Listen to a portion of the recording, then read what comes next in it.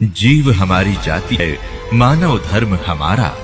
हिंदू मुस्लिम सिख ईसाई धर्म नहीं कोई न्यारा।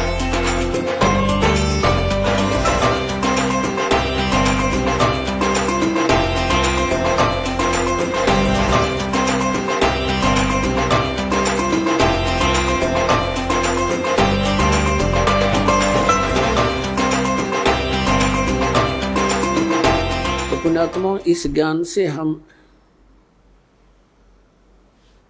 इस माया से वापस होंगे, क्योंकि ये माया दुश्मन है हमारी। और इस माया का हम प्रयोग कहाँ करते हैं? हमने परंपराएं गलत बना ली। विवाह करते समय पूरा ड्रामा कर बैठते हैं। पता नहीं किस किस प्रकार से हम अपने इन क्रियाओं को जो एक सिंपल वे से करनी चाहिए थी, हम ड्रामा बना रहे हैं। विवाह करते हैं, लड़के वाला खुशी मनाते हैं, लड़की का विवाह होता है, डीजे बजते हैं। अरे ब्याह 2 बच्चों का होना है और परमात्मा ने कर रखा होता है, क्योंकि संयोग भगवान ही जोड़ के भेजता है, जीव नहीं जोड़ सकता, या भूल है इसकी। तो अपने सिंपल से वे से ब्याह करे, बच्चों का नाता ही तो जोड़ना है, वचन से जुड़ता है। ठीक है भी, हमारे आपका बेटा पसंद है, वो कह दे भी हमारे आपकी लड़की पसंद है, दोनों बच्चों का विवाह मंजूर हुआ ना, हो गया ब्याह। और इसमें क्या देर लगे थी? अब हमने देखा, समाचार पत्र में पढ़ा, पहले दिन डीजे बजा रहे हैं, लड़के का विवाह था, बहनें भी डांस कर रही हैं, माँ भी डांस कर रही है, गली में खड़े होकर। और सब कंजर हो गए हम, इंसानियत भूल गए कति। अगले दिन क्या होता है कि विवाह के लिए जा रही थी बारात, रास्ते में दूल्हे वाली कार टकरा गई एक ट्रेल लेते हैं, दूल्हा मर गया, साथ में और बैठे थे 6-7, वो मर गए। पहले दिन तो खुशी मना रहे थे, अगले दिन टक्कर मार कर रो रहे हैं। तो इस काल के लोक में और हम बकवाद करें, इसलिए कर रहे हैं क्योंकि हमने भांग पी रखी है, नशा हो रहा है हमारे। नशा उतर जाएगा जब ये चीज आपने ऐसी दुश्मन दिखाई देंगी जो ड्रामा हम करते हैं। एक समय नानक साहिब जी के पास भक्त कोई व्यक्ति चले गए और कहा, महाराज जी आप ऐसे रहते हो खोए खोए से, आप कभी खुश नजर नहीं आते, आपका चेहरा ऐसा रहता है जैसे महादुखी प्राणी होया करे, और आप तो महापुरुष हो, आपको काहे की टेंशन है? तब नानक साहिब जी ने कहा, भी ना जाने काल की कर डारे और किस विध ढल जा पासावे, और जिन आते सरते मौत खुड़क दी उन्होंने केड़ा हंसावे। अब ना जाने कब के बिजली गिर जा, 1 सेकंड का भरोसा नहीं, 1 सेकंड का। और हम फिर भी यहाँ फूले नहीं समाते। तो ये हमारी इस अज्ञान का ही कारण है, और इस भांग जो हमने पी रखी है माया की, इसका प्रभाव है। ये सत्संग से, परमात्मा की भक्ति से, ये एंटीबायोटिक है, इस भांग का नशा तार देंगे, उतर जाएगा। ये उतरने के बाद देखना फिर कितना आपका वजन हल्का होगा, आपकी रुचि नहीं रहेगी कितने सांग सिनेमा देखने की। आप न सोचोगे क्यों से मैं बर्बाद किया, या तो मालिक की चर्चा चलेगी, या सत्संग सुनने दिल करेगा, या फिर अपनी सुबह शाम दोपहर की क्रियाएं, और फिर मंत्र दिन में इतना बिजी शेड्यूल हो जाएगा आपका, बकवाद करने का समय कौन मिला है। और कभी समय मिलेगा तो रुचि नहीं बन सकती है, क्योंकि आत्मा स्वीकार करे नहीं, बहुत दिन हो गए इसने ये बकवाद करती ने, इसका कुछ भी हाथ नहीं लगा।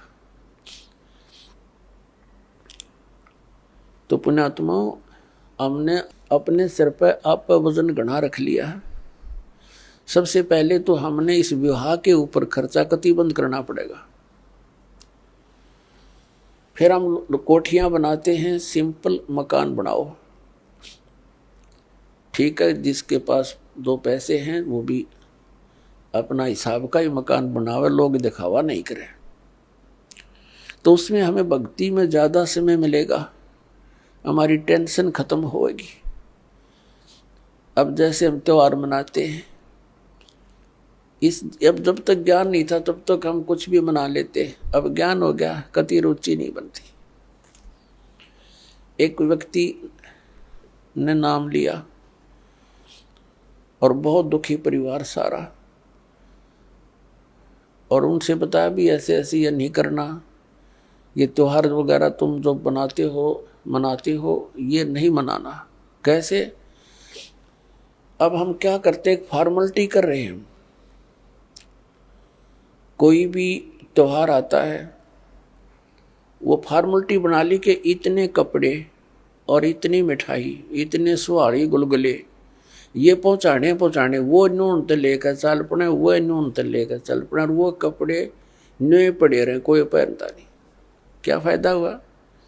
एक बच्चा होता है, 4 बुआ है उसके, चारों लाऊंगी जुगले 6 और 6 महीना पाछो बच्चा बड़ा हो जाओ, पैर जो गिरे कोई ना वो वही की तब फूकने पड़े। क्या फायदा इन बकवादों का? तो इस तरह हमने इन सभी क्रियाओं को इन ज्ञान विचार से समझकर फिर इनसे उल्टा हटना है। और ज्ञान बिना तो हम फिर देख लकीर पीट ही रहे हैं, वो नहीं पीटनी फिर हमने, हम बालक नहीं रहे, क्योंकि ज्ञान हो गया, हमने परमात्मा का नाम मिल गया, यहाँ का पता लग गया क्या स्थिति है। तो इस प्रकार हमने इन क्रियाओं से वापस होना है। फिर नानक साहब जी से पूछा कि हे भगवान, क्या आप कभी भी खुश नहीं होते? तब उन्होंने कहा कि साध मिले साढ़े शादी होंदी, और बिछड़ द्या दिलगिरी वे, अख दे नानक सुनो जहाना, मुश्किल हाल फकीरी वे।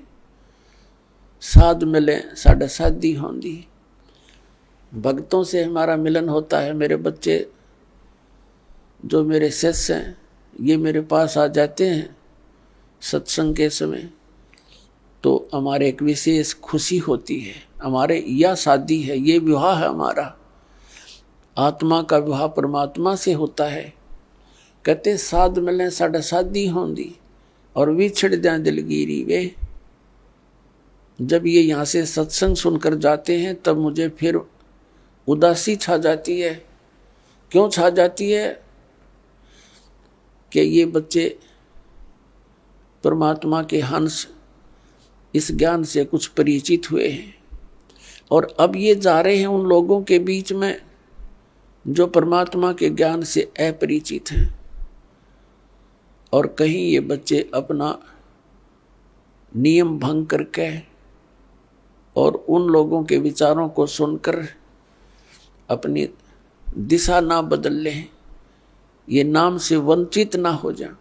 और जब ये वापस आ जाते हैं एज इट इज, तो मुझे खुशी होती है कि मेरी फसल में कीड़ा नहीं लगा।